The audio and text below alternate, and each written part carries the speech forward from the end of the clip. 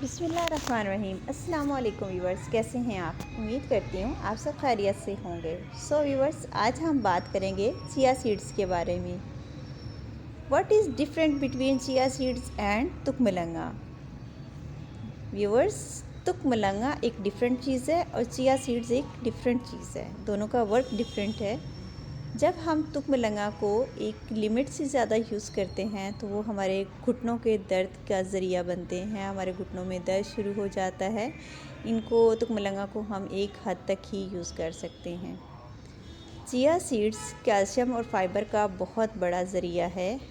जो ख़वातीन या जो लोग दूध नहीं इस्तेमाल कर सकते, वो चिया सीड्स इस्तेमाल करके अपनी कैल्शियम डेफिशिएंसी को कंप्लीट कर सकते हैं।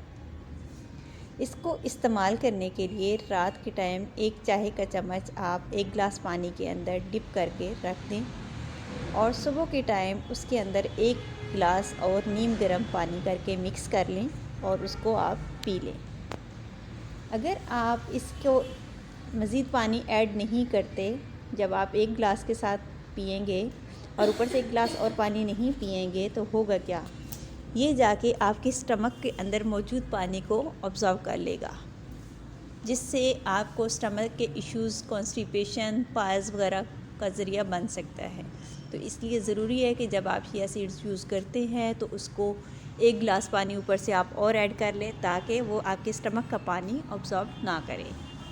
उम्मीद करती हूँ आपको चिया सीड्स और तुकमलंगा के दरमियान डिफरेंट पता चल गया होगा। ये शक्ल से दोनों एक जैसे ही तकरीबन मिलते जुलते नज़र आते हैं, तो अक्सर व्यूवर्स जो होते हैं इससे धोखा खा जाते हैं कि ये एक ही चीज़ है, क्योंकि ये जब हम भिगो के रखते हैं तो इन दोनों के दरमियान डिफरेंट शेड करना थोड़ा मुश्किल होता है, क्योंकि तुकमलंगा जो है वो भी सेम चिया सीड्स की ही शक्ल का होता है, बस हल्का सा कलर का डिफरेंट होता है और उसकी चिया सीड्स के ऊपर ना छोटे छोटे डॉट्स होते हैं और ये तुकमलंगा से थोड़े से साइज़ में छोटे होते हैं। तो कोशिश कीजिए, अच्छे ये बड़े मार्ट्स जो होते हैं वहाँ से ये चिया सीड्स पैकिंग में मिल जाते हैं। थोड़े एक्सपेंसिव होते हैं, जबकि तुकमलंगा थोड़ी सी रीज़नेबल होती है।